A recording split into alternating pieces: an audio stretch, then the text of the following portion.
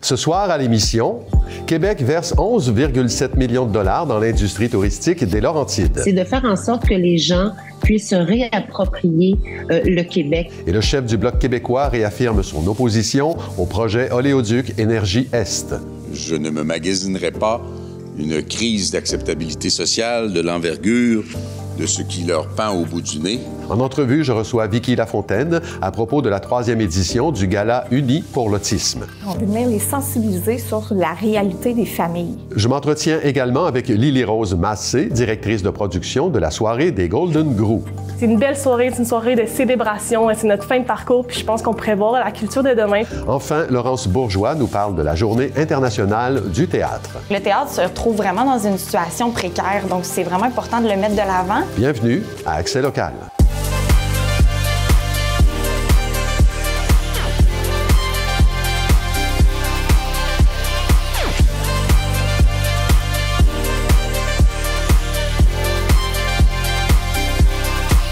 Jeudi 27 mars 2025, bon début de soirée. C'est Claude Desjardins en compagnie de Clara Maté-Genet. Bonsoir Clara. Bonsoir Claude. Le gouvernement du Québec a fait l'annonce d'un investissement de 11,7 millions de dollars. Ça, c'est pour stimuler l'industrie touristique dans les Laurentides. On fait le point avec vous. Oui, Claude, c'est une annonce qui a eu lieu la semaine dernière à Saint-Sauveur, qui a été annoncée donc par la ministre du Tourisme, Caroline Proulx, qui en a profité aussi pour rencontrer des acteurs de l'industrie touristique dans la région. La somme de 11,7 millions de dollars est divisée en 4 catégories pour différents projets. La plus grosse partie de l'investissement, c'est 5 millions de dollars qui seront attribués au sommet de la vallée, donc le groupe qui possède la montagne Saint-Sauveur. L'argent servira à développer des activités 4 saisons à la montagne, la mise à niveau de la remontée mécanique, l'ajout d'un module pour les personnes à mobilité réduite et la construction d'un amphithéâtre font partie des améliorations prévues par l'entreprise. Le groupe est déjà sur cette lancée avec son parc aquatique ainsi que ses sentiers de vélo de montagne et d'hébertisme. Cet investissement s'inscrit dans le programme d'aide à la relance de l'industrie touristique qui a été lancé suite à la pandémie de COVID-19. Il y a aussi une portion de 3,8 millions de dollars qui est injectée dans une panoplie de projets. Oui, c'est la deuxième somme importante qui a été allouée dans le cadre de l'entente de partenariat régional de transformation numérique en tourisme. C'est l'enveloppe 2022-2025. En tout, ce sont 99 projets qui ont pu être soutenus dans le cadre de cette entente avec Tourisme Laurentide. On compte notamment dans cette liste des aides financières pour l'organisation des festivals de la Galette à Saint-Eustache, de Music for Cancer et celui de la bande dessinée de Prévost. Dans le nouveau budget provincial déposé mardi dernier, le gouvernement québécois prévoit 24 millions de dollars pour cette entente à la grandeur du Québec pour les 2 prochaines années. Reste à savoir quelle somme sera réservée pour les Laurentides. On parlait aussi d'une aide financière pour les parcs régionaux. Oui, ce sont 7 parcs des Laurentides qui en bénéficieront, dont le parc Bois de Belle-Rivière à Mirabel et le parc linéaire du Petit-Train du Nord, donc tous deux dans les Basses Laurentides. C'est une somme de 1,8 million de dollars qui est répartie entre les 7 parcs dans le but cette fois-ci également d'améliorer leur offre de services 4 saisons. On peut écouter à ce sujet Mme Lecourt. On a vu avec la pandémie que les gens veulent sortir. Il faut leur donner un accès avec des bonifications aux parcs régionaux. Puis avec le 1,8 million, c'est ce qu'on a voulu mettre de l'avant. Il restait un montant de 992 000 $ qui est alloué au plan montagne. De quoi on parle exactement? Alors, c'est un plan qui a été lancé par le ministère du Tourisme en 2022 et qui vise à renforcer la vitalité du tourisme de montagne partout au Québec et de rendre l'industrie plus durable, par exemple pour les sommets qui se sont développés surtout autour du ski. Quelle place l'industrie touristique occupe-t-elle dans la région, Clara? Alors, les derniers chiffres officiels datent de 2016, avant la pandémie, donc on peut s'attendre à ce que le paysage touristique ait changé depuis, mais ces statistiques dénombraient plus de 3 millions de touristes qui séjournaient dans la région par année, avec des retombées d'1 milliard de dollars pour les Laurentides. C'est aussi un secteur qui employait 5,8 % des travailleurs de la région. Selon ces chiffres, la région se trouvait au 3e rang dans sa popularité pour le tourisme derrière Montréal et Québec. Pour ce qui est des Basses Laurentides, plus spécifiquement, c'est 28 % des attraits touristiques qui se trouvaient dans la région, mais elles représentaient plus du 2/3 de l'offre agro-touristique des Laurentides.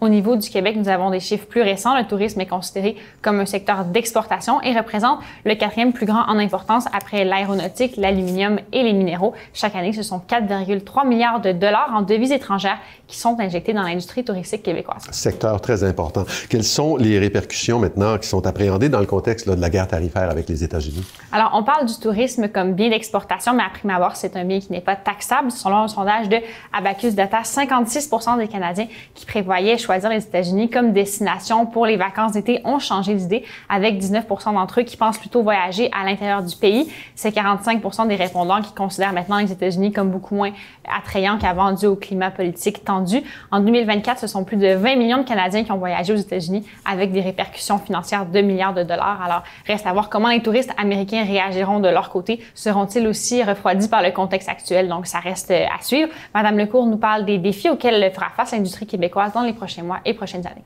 Le défi est là depuis longtemps, mais je pense qu'il va s'accentuer là, dans les prochaines années avec ce qu'on vit notamment avec nos voisins du Sud. C'est de faire en sorte que les gens puissent se réapproprier le Québec, puissent revoir leurs vacances, leur week-end également, puis s'approprient les belles régions du Québec qu'on a. Parce que ce sont des retombées qui sont directement dans nos territoires. Avec l'hébergement, on travaille énormément fort avec l'hébergement, on travaille énormément fort avec la restauration aussi. L'année dernière, les Laurentides trônaient en 3e position des régions. Les Québécois s'étaient séjournés pour leurs vacances. Et il y a eu le dépôt du budget provincial cette semaine. Quelle somme a été déposée pour le tourisme? 526 millions de dollars sont prévus en dépenses pour le secteur dans la prochaine année, ce qui représente 119 millions de dollars de moins que l'année dernière. Merci Clara. On se revoit plus tard dans l'émission. Il sera question du passage du chef du Bloc québécois à Sainte-Thérèse et dans le cadre de la campagne électorale. À plus tard, Claude. La ville de Sainte-Thérèse présente l'exposition Là j'imagine de l'artiste peintre thérésienne Nicole Proulx. Ces tableaux seront accrochés du 10 au 13 avril à la Maison La Chaîne. En cette exposition, Nicole Proulx emprunte les voies de l'abstraction pour illustrer ses préoccupations sociétales. Ces tableaux démontrent le jeu entre la pensée rationaliste moderne et l'univers de l'intuition et de l'imaginaire. Le vernissage aura lieu le 10 avril de 17h à 19h. L'exposition est gratuite et ouverte à tous. Cactusoft Construction, une entreprise lavalloise œuvrant dans le développement d'un logiciel de gestion des ressources pour les chantiers de construction, annonce son intégration avec Connect, la plateforme de traitement de paye d'Algo Service de paye, une entreprise thérésienne. Cette collaboration marque une avancée dans l'optimisation des opérations de paye pour les entreprises de construction. Grâce à celle-ci, les utilisateurs de Cactusoft Construction bénéficient de calculs automatiques de préparation de la paye. La Fondation Autisme Laurentide travaille chaque jour à bâtir un avenir plus inclusif et solidaire pour les personnes autistes et leurs familles en recueillant des fonds pour l'organisme du même nom. C'est la raison pour laquelle se tiendra le jeudi 3 avril au club de golf Le Mirage, la 3e édition du Gala Uni pour l'autisme. La directrice générale adjointe de la Fondation, Vicky Lafontaine, est avec nous pour en parler. Bonsoir, Madame Lafontaine. Bonsoir. C'est un gala qui se tiendra sous le thème Derrière le rideau. Alors, d'abord, pour commencer, qu'est-ce que ça contient, ce thème? On veut démontrer à nos invités, nos partenaires, on veut venir les sensibiliser sur la réalité des familles. Oui. Donc, qu'est-ce que les familles vivent à travers les différentes étapes de la vie? Donc, quand ils reçoivent le diagnostic à l'enfance, l'adolescence, l'âge adulte, les étapes pour un enfant neurotypique sont là, mais sont vécues différemment avec un enfant ayant un trouble du spectre de l'autisme. Oui, on peut très bien l'imaginer. On veut venir vraiment expliquer. D'accord. Donc, ça reste une fête, un souper, durant lequel, bon, vous venez de le mentionner, vous allez aborder des enjeux là, aussi spécifiques que la sensibilisation et l'inclusion. Comment vous allez vous y prendre, faire ça? On a une belle animation sur place. On a des invités surprises aussi. On a le pianiste Nathan Loignon qui est passé à du Quel talent? L'émission Quel talent? Ça, oui. Où est-ce qu'il est allé là, en semi-finale? Là, donc, il va venir faire une prestation. Mais on a un animateur aussi durant toute la soirée là, qui va venir parler de certaines choses.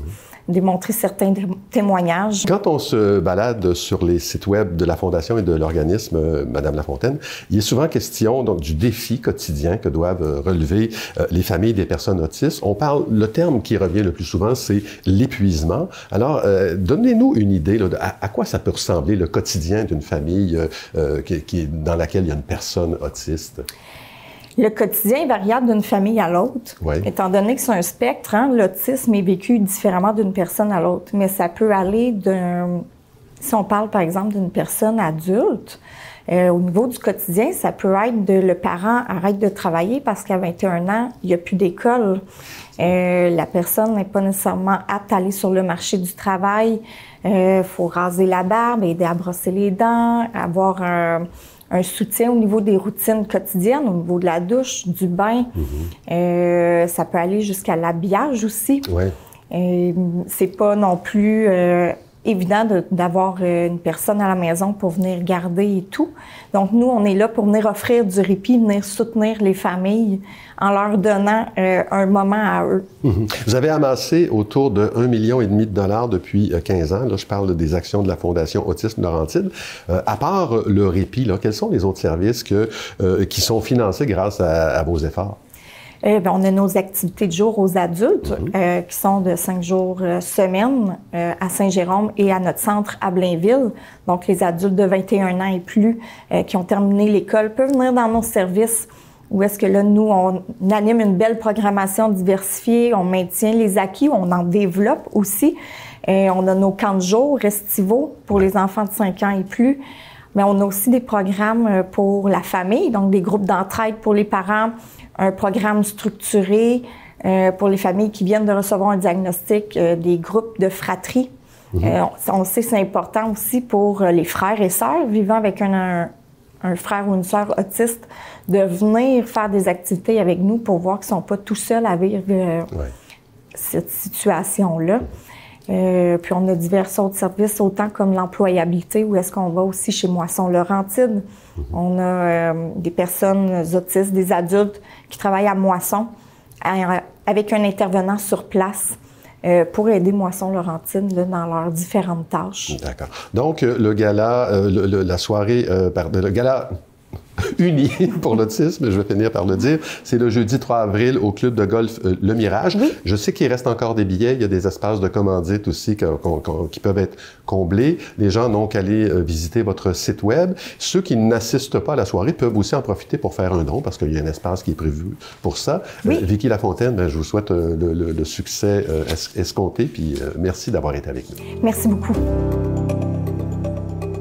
Aujourd'hui, 27 mars, c'est la Journée internationale du théâtre et ça pouvait pas mieux tomber puisqu'on reçoit Laurence Bourgeois pour la chronique mensuelle du Centre de création de Boisbriand. Bonsoir, Laurence. Bonsoir, Claude. Alors, on va parler de cette journée-là, mais avant, vous nous proposez un atelier de jeu qui aura lieu au Centre de création. Oui, tout à fait. Puis je suis vraiment heureuse d'être ici aujourd'hui justement parce que quoi de mieux là, que d'avoir une tribune en cette journée spéciale pour vous parler d'un atelier théâtral justement qui sera donné en fait le 6 avril prochain à 15h dans la superbe lumineuse salle de répétition du Centre de création. C'est une activité qui a tout récemment été ajoutée. Donc, normalement, c'est des présentations là, en sortie de résidence qu'on accueille. Oui. Mais cette fois-ci, là, ça va être vraiment une occasion unique pour les gens de pouvoir plonger pleinement là, dans le théâtre. Et de quoi sera fait cet atelier?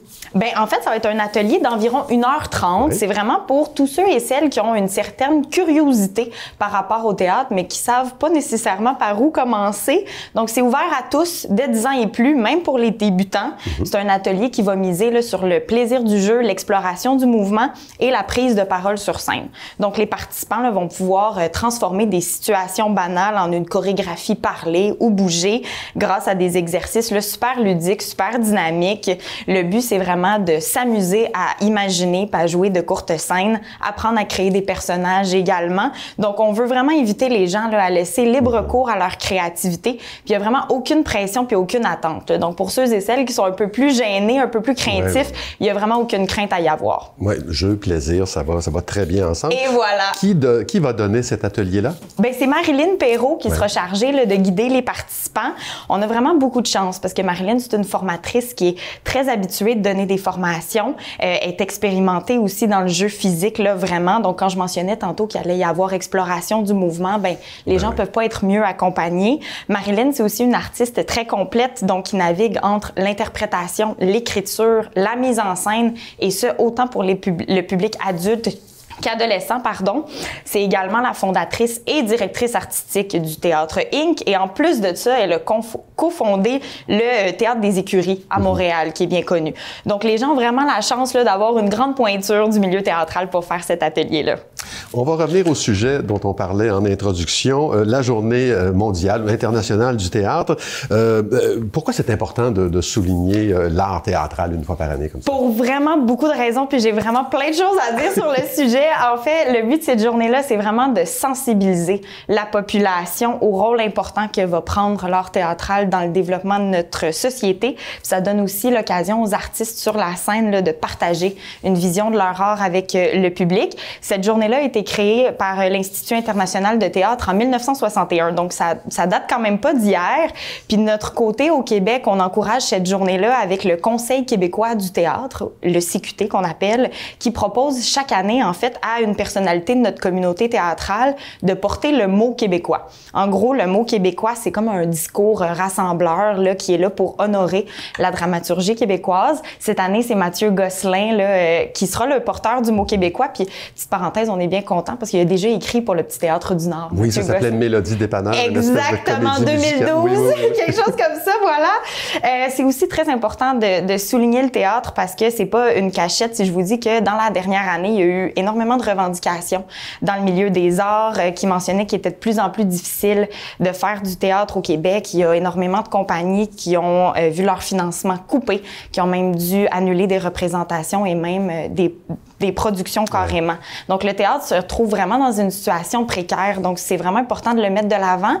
Il y a tout de même du positif qui est ressorti de tout ça. En fait, il y a la cinéaste Myriam Véro qui, cette année, a lancé l'idée du 12 février. J'achète un billet pour une sortie culturelle québécoise. Puis, il y a vraiment une superbe réception de la part des citoyens, de la population. Ça a vraiment fait du bien. Et il y a aussi le budget provincial qui a été présenté hier. Oui, vous avez eu quelque chose. Écoute, on a gagné. Donc, on est vraiment heureux et satisfait, en fait, de voir que l'apport des artistes a été reconnu dans la société et donc que les montants alloués à la culture ont pu être bonifiés. Donc, tout ça pour dire, au final, que la journée mondiale du théâtre est importante à souligner parce que le théâtre, c'est vraiment une expérience unique, on s'entend. L'effet du live, pardonnez-moi l'anglicisme, là, mais c'est pas comparable, tu sais, de ressentir l'énergie des comédiens qui sont sur la scène puis de partager, là, un moment avec tous les spectateurs autour de nous.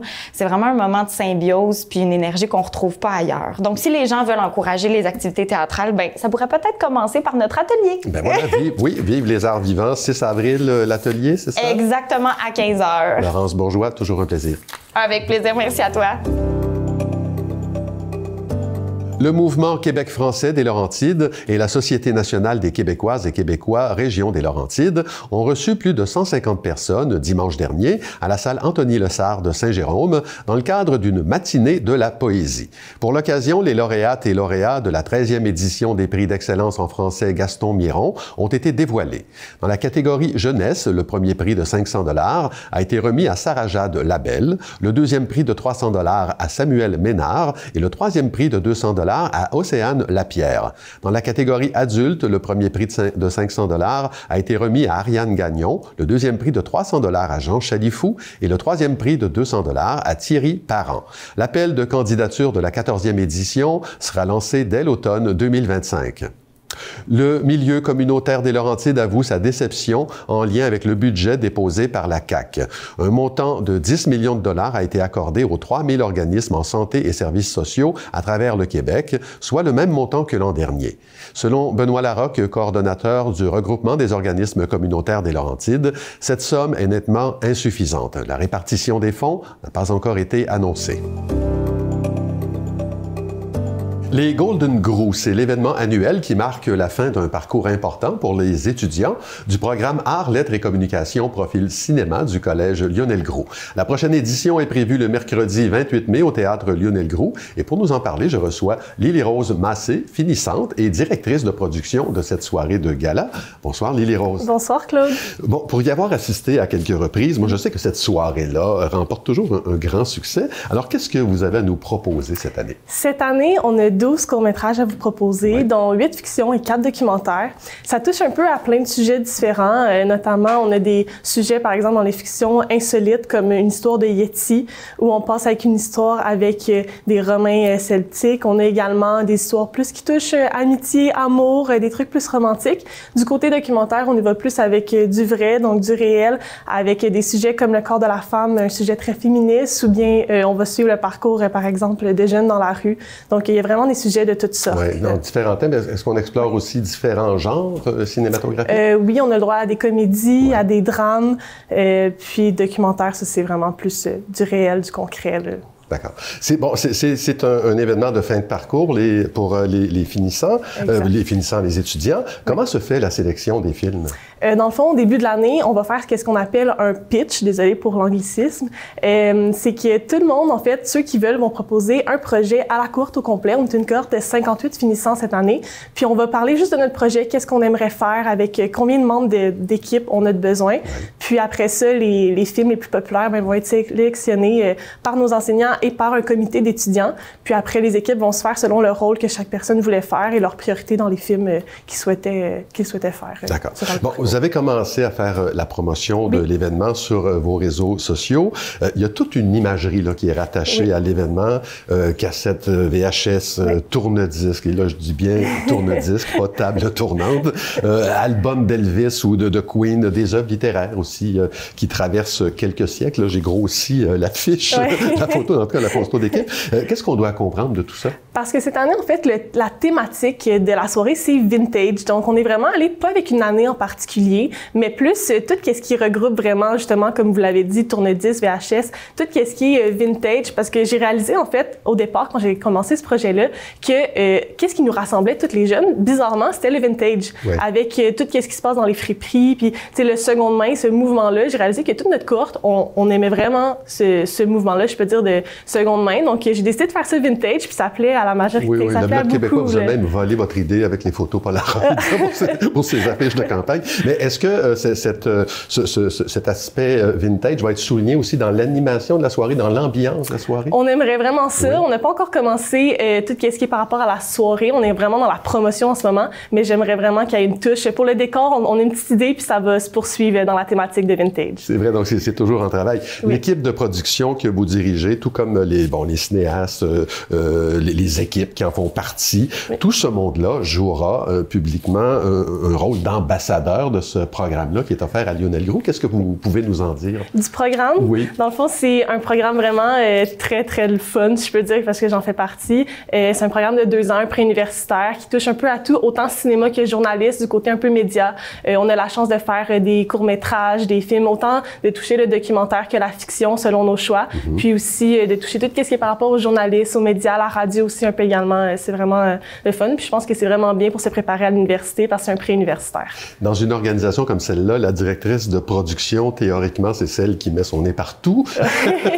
Quelle description vous pourriez nous faire de votre rôle? Je m'occupe vraiment de tout ce qui est finances, budget, échéancier, calendrier éditorial. Donc, je m'assure vraiment que tout est fait dans les temps. C'est moi aussi qui m'occupe des réseaux sociaux. Puis j'ai une équipe également de 3 personnes avec un directeur de contenu qui est Nathan Descaries, une directrice artistique qui est Gabriela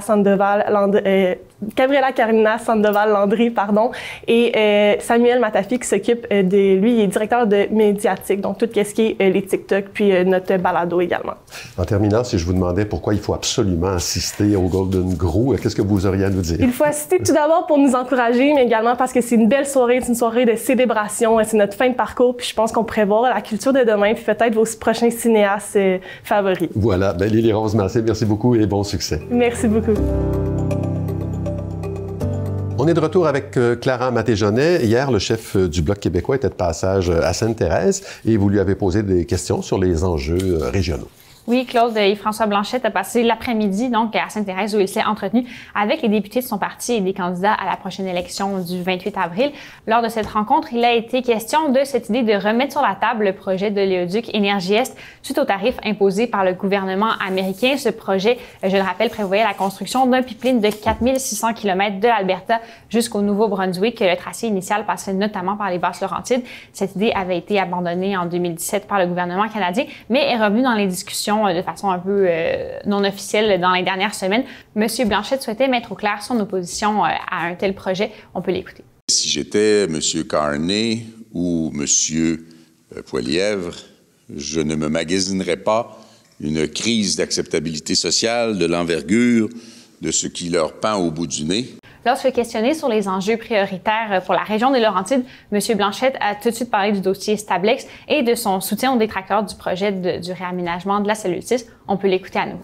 Moi, j'ai une sensibilité comme ancien ministre de l'Environnement sur comment on gère les déchets, sur comment on gère les déchets dangereux. Et j'ai envie de dire, dans ce dossier-là, comme dans combien d'autres, s'il vous plaît, écoutez les autorités municipales qui sont un gouvernement de proximité, qui ont une lecture du terrain qui est beaucoup plus précise, beaucoup plus proche de la réalité, des sensibilités, des inquiétudes des citoyens. Présentement, les 4 circonscriptions qui composent les Basses-Laurentides sont représentées par des députés bloquistes. Voici la réponse de M. Blanchette quand je lui ai demandé s'il avait confiance en des résultats positifs pour son bastion bloquiste de la région. On l'écoute une dernière fois. On travaille toujours sans assumer ou sans prendre rien du tout pour acquis.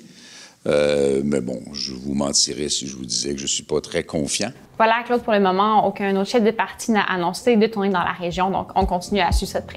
Merci Clara, on se revoit mardi prochain. Au revoir, Claude. Ben voilà, c'est tout pour aujourd'hui. Merci beaucoup d'avoir été là. L'émission Les Panthères suit à l'instant. Au nom de toute l'équipe, je vous souhaite une excellente soirée à notre antenne et une très belle fin de semaine.